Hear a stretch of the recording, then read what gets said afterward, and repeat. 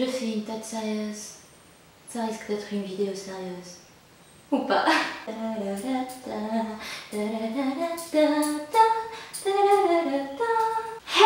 and welcome back to my channel Fairy's Bakery. Et pourquoi j'ai l'impression de présenter un show américain? Donc comme vous avez pu le voir dans le titre de ma vidéo, je vous ai spoilé et je vous ai déjà dit ce que j'allais faire dans cette vidéo. Et donc vous savez quel restaurant je vais critiquer et il faut que j'arrête de parler aussi vite.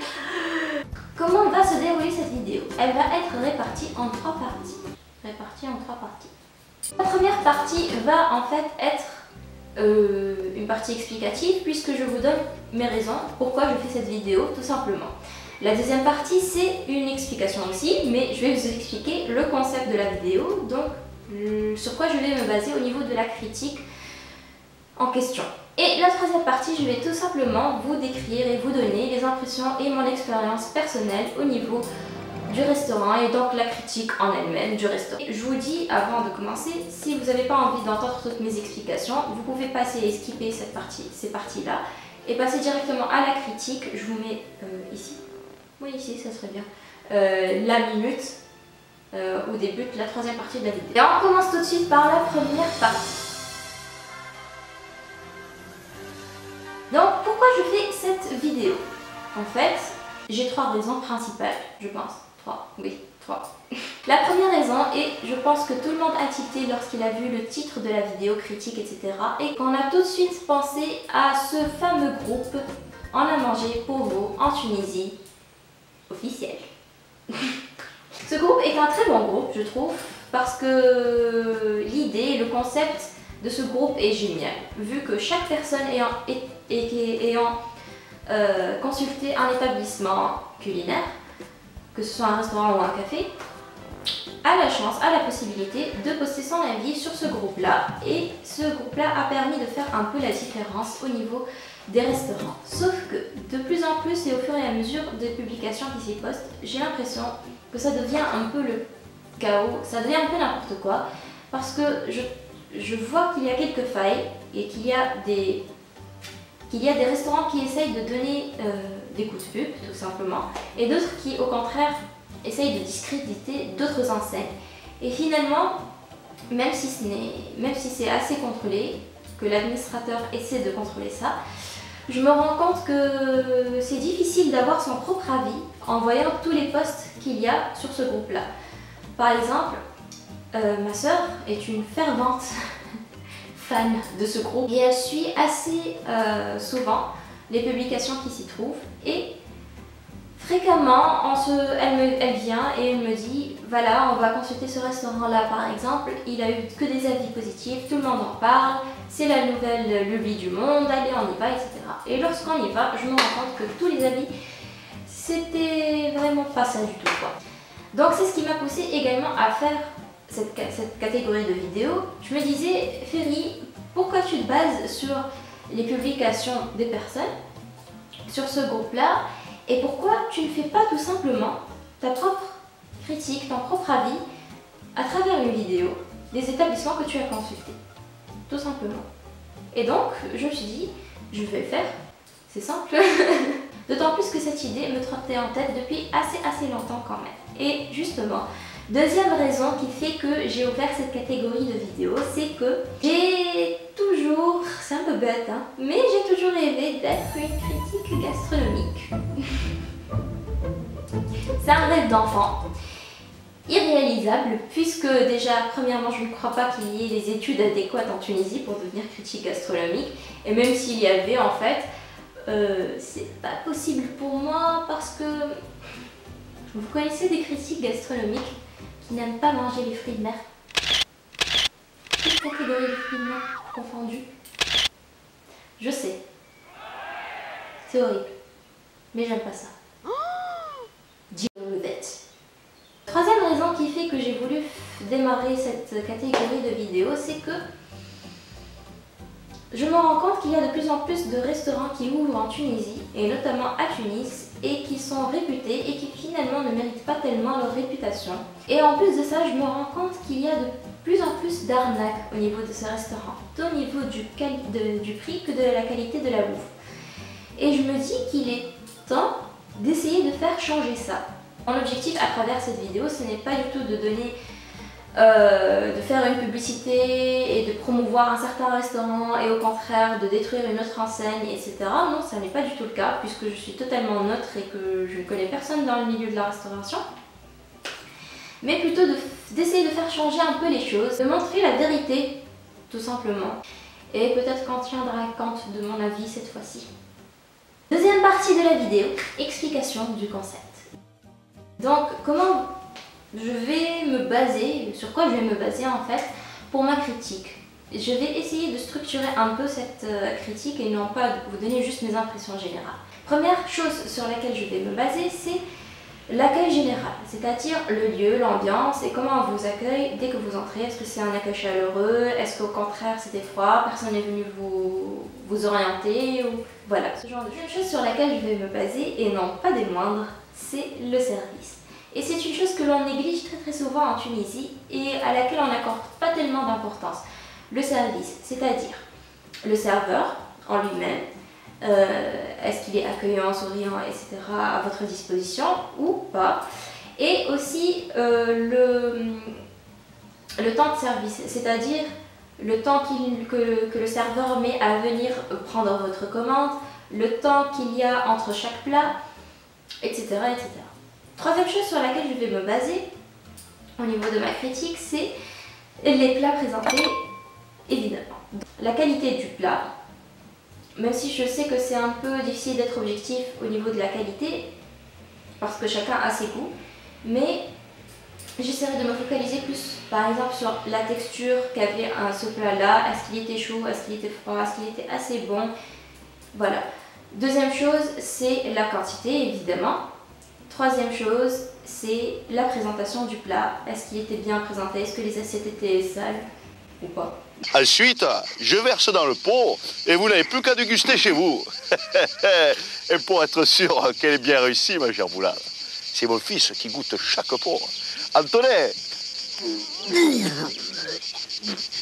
Père du crasse, les bons produits comme à l'ancienne. Et évidemment, la dernière chose sur laquelle je vais me baser, c'est le prix général. Donc le rapport qualité-prix, tout simplement.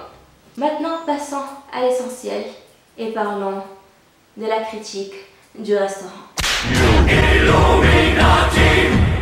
C'est le fameux Sultan Ahmed qui fait fureur en ce moment. J'y suis allée, si je ne m'abuse, le dimanche 11 octobre avec des amis, on était 5 en tout. Ma copine avait fait une réservation la veille, elle a décroché le téléphone et elle a demandé si elle pouvait faire une réservation pour une table VIP, apparemment ça s'appelle. La personne, la réceptionniste qui lui a répondu, lui a dit que c'était possible de faire une réservation, ce qu'on appelait un point VIP, et lui a demandé combien on était et l'heure à laquelle on devait arriver. On lui a dit on était 5 et on arriverait vers 13h30, chose qu'on a faite plus ou moins je pense, pas plus que 13h40 on était là. Lorsqu'on est arrivé à Sultan Ahmed, c'était vraiment rempli. Le restaurant était classe, pas mauvais, très joli lieu, sauf qu'il était un peu bas de plafond donc on ne pouvait pas trop respirer, mais c'est son style. Et donc on est arrivé avec un autre groupe de personnes simultanément. Ils nous ont devancé de 2 secondes à peu près. Lorsqu'on est arrivé, la serveuse est venue, donc c'était la réceptionniste je pense, et elle nous a accueillis, elle nous a dit voilà, vous voulez une table, qu'est-ce que vous voulez, etc. On lui a dit qu'on avait réservé, elle a vérifié la réservation. Il nous a dit attendez quelques minutes, la table n'est pas encore prête, on est en train de la préparer. Et il y a un type en costume, je crois que c'était un peu le gérant de ce restaurant-là, ou celui qui fait le contrôle des serveurs, etc. Et il est venu, nous a dit de le suivre pour aller prendre une table. Sauf que quand on est arrivé, il nous a donné une autre table dans un coin qui n'était pas déjà prête et il nous a dit de nous asseoir ici. On lui a dit qu'on ne voulait pas de cette table-là et qu'on avait réservé. Sauf que j'ai l'impression qu'il ne nous a pas très bien entendu, il nous a laissé là et il est parti. Puis on a regardé au coin VIP, enfin le coin qu'on avait réservé, le carré qu'on avait réservé, et on a vu que notre table était prise. Par qui? Par les personnes qui nous avaient devancé de 2 secondes, c'est-à-dire les mêmes personnes qui sont entrées avec nous. Bon, ça nous a fait un peu bizarre, et là je me suis dit qu'il y a eu sûrement une erreur quelque part. c'est soit la réceptionniste qui s'est trompée, qui a donné 2 réservations pour la même place, ou alors c'est parce que tellement c'était plein qu'ils essayaient n'importe qui, n'importe où. Dès qu'une table se libérait, ils essayaient les personnes qui venaient d'entrer. Donc finalement le gérant est revenu quand il nous a vus un peu perplexes et on lui a dit qu'on avait effectivement réservé cette table-ci. Il nous a dit que bon, il n'avait pas le choix, les gens étaient assis, forcément il ne pouvait pas leur dire d'aller se lever. Et il ne s'est pas excusé, malheureusement, et il nous a dit de choisir la table qu'on voulait. Donc finalement on a pris une autre table qui n'était pas si géniale que ça puisqu'elle était juste à côté des toilettes et on s'est assis. Elle nous a apporté rapidement les cartes, entre autres la serveuse qui nous a apporté les cartes, c'était la réceptionniste. Et elle nous a dit, enfin elle s'est excusée pour le fait qu'on n'avait pas pris notre table qu'on avait réservée. Et elle nous a sorti cette excuse fatale comme quoi que le restaurant était bondé, donc du coup il y avait encore des personnes qui étaient en train de petit déjeuner qui ne sont pas parties et c'est pour ça que notre réservation, qu'on nous avait pris notre table ou je ne sais quoi, bref c'était une excuse qui n'avait ni queue ni tête tout simplement, mais bon, elle voulait sauver un peu les apprenants. On a voulu choisir, on a commencé à voir la carte un peu ce qu'il proposait et là il propose différentes choses. Du tunisien, du turc, du libanais, de l'international, donc c'est une carte variée, très variée. Il y a un serveur qui était apparemment notre serveur attitré par la suite. Et il est venu et il nous a servi une soupe très, très bonne au passage, mais je vous dirai ça plus tard. C'était une soupe gratuite apparemment, offerte par l'établissement. Donc, il a commencé à servir. Alors, 3, 4.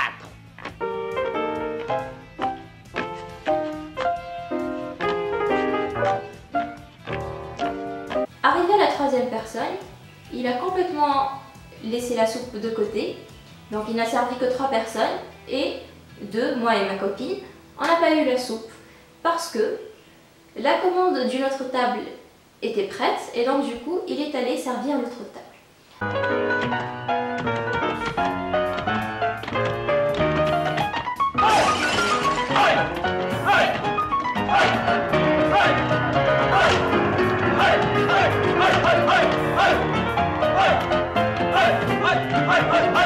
Donc on est resté 15 minutes à attendre le serveur.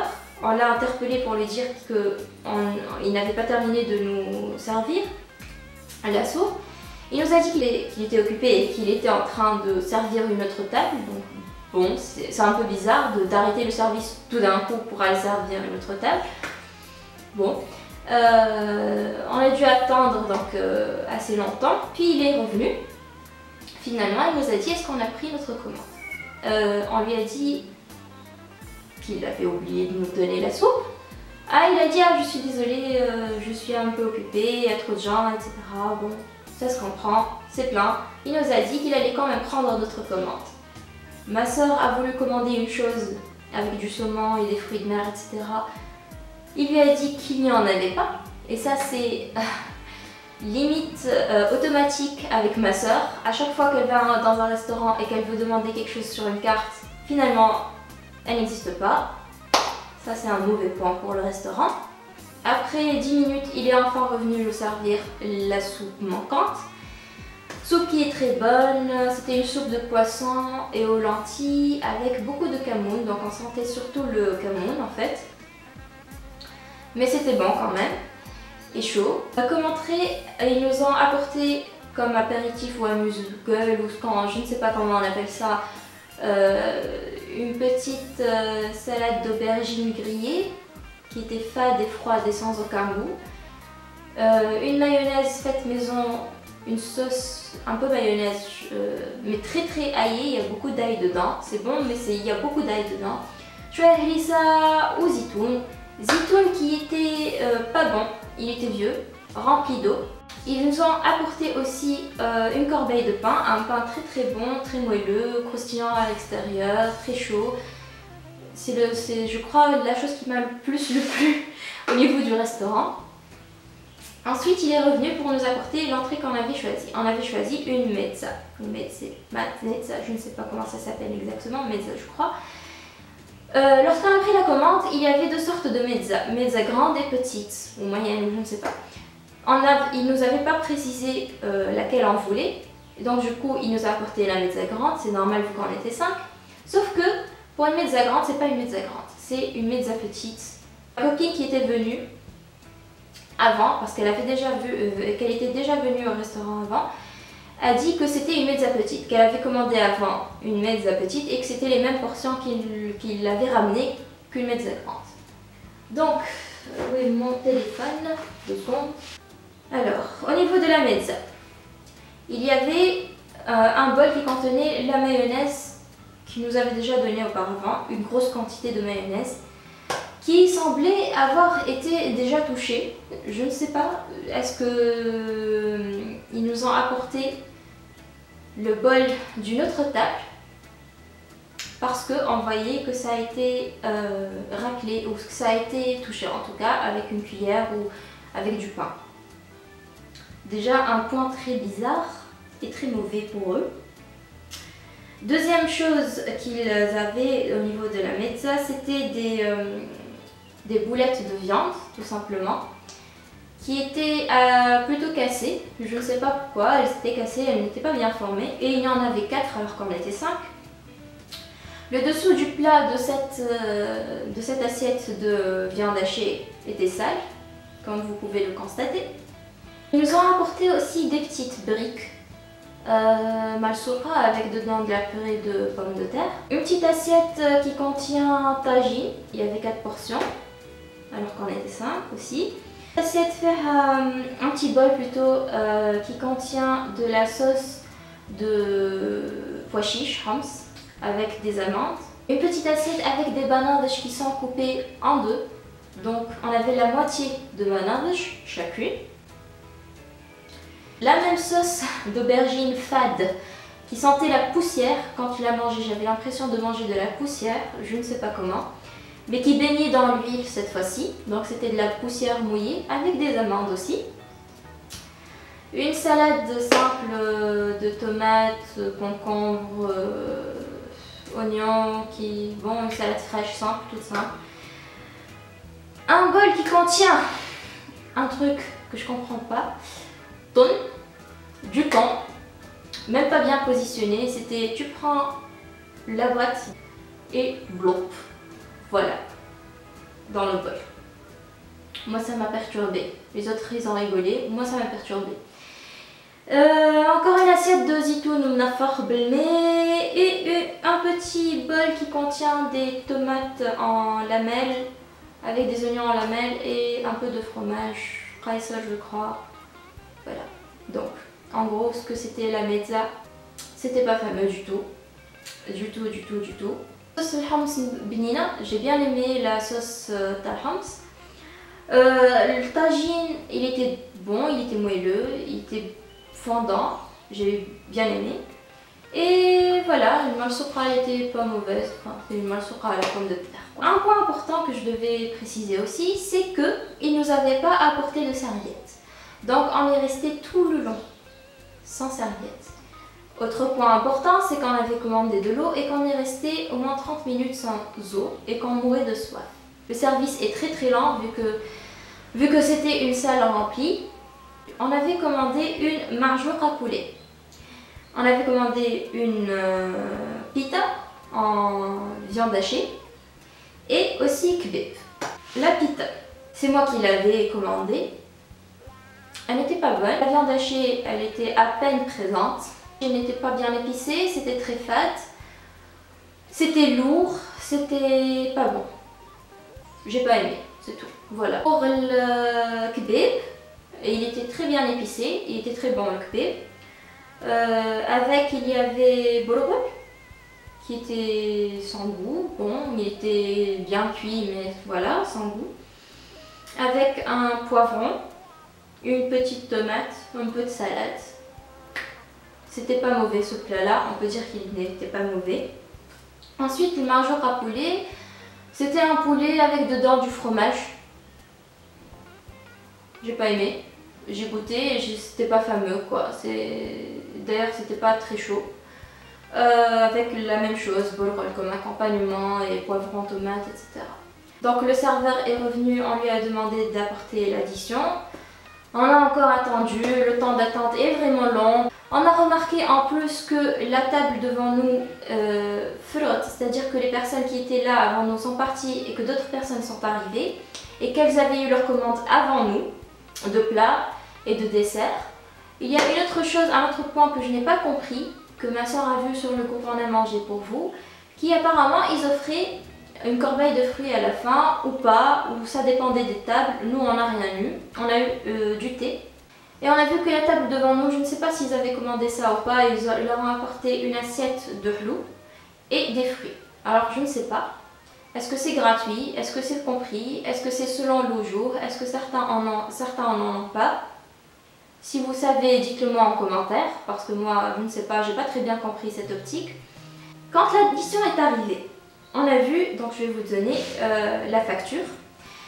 On a vu que le marjoura était à 24 dinars, donc ça n'arrive pas à 24 dinars parce que c'est fade, c'est un poulet qui a été coupé. Bon, la quantité y est, le bol il était fade, le poivron, la tomate, bon, bof, bon, c'est déjà ça. Ensuite, la mezza, donc il nous avait compté une mezza grande, alors que c'était une mezza petite d'après ma copine.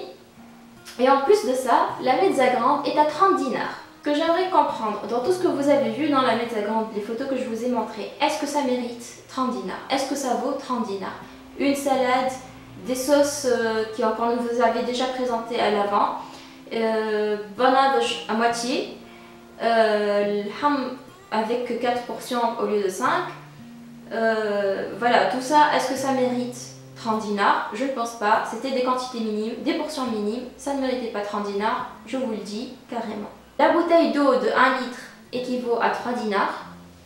Puisque ça ne nous a pas suffi, on lui aura demandé de nous apporter une autre bouteille. Donc 6 dinars pour 2 bouteilles d'eau. Voilà, c'est cher. Mais apparemment c'est un restaurant à la carte, donc c'est normal que ce soit cher comme ça. Pour le kebab, c'était à 14 dinars. Et pourtant, c'est la meilleure chose. Et c'était la moins chère. Enfin, on arrive à ma pita viande hachée. Sur la carte, sur le menu, j'avais vu pita viande hachée 14 dinars. Pita en dés de viande, 16 dinars. Il y a les deux. Ils m'ont compté pita en dés de viande en espérant que je ne m'en rende pas compte. Donc à 16 dinars. Quand le serveur est arrivé, je lui ai fait la remarque. Je lui ai dit, excusez-moi, je crois que vous vous êtes trompé. Vous avez compté une pita en dés de viande alors que j'ai pris une pita viande hachée. Il m'a dit, c'est la même chose. C'est de la viande. Haché ou pas, donc c'est le même prix. Je lui ai dit, je suis désolée, mais sur le menu, il y a écrit viande hachée 14 dinars et dés de viande à 16 dinars. Il a souri un peu comme ça, gêné, et il m'a dit, oui, mais en fait, on devait changer la carte, mais ça ne s'est pas encore fait, ça va se faire dans quelques temps, etc. Mais en fait, on va changer, ça va être le même prix. La plus classique des arnaques. C'est-à-dire on vous compte un autre plat plus cher, on va me dire c'est juste 2 dinars, mais 2 dinars par personne dans tout le restaurant avec autant de personnes qui est rempli. Et quand on s'en rend compte et quand on se plaint, on nous sort cette excuse, ah on doit changer la carte. Et ça je peux vous dire que c'est dans chaque restaurant qu'on fait ça. Je suis restée à le regarder un peu intriguée, un peu énervée, et là il a fini, parce qu'on avait insisté, il a fini par abdiguer et il a dit d'accord, je vais aller la changer. Et il est parti en trompe pour la changer. 3 plats, une grosse entrée qui n'en est pas une, et 2 bouteilles d'eau, 90 dinars. Donc en gros, mon impression générale sur le restaurant Sultan Ahmed. Ce restaurant-là a été énormément complimenté et on m'avait dit qu'il était impossible que je sorte de ce restaurant sans me dire que j'avais vraiment bien mangé. Malheureusement, ça n'était pas le cas pour nous, moi et mes amis et moi. On a eu un très mauvais accueil, on nous a pris la table qu'on avait réservée. On a eu un problème avec la soupe qui a été servie à des intervalles irrégulier. Le serveur était à moitié présent, il était fatigué, il n'était pas souriant, il ne pouvait pas être à notre disposition parce que c'était rempli.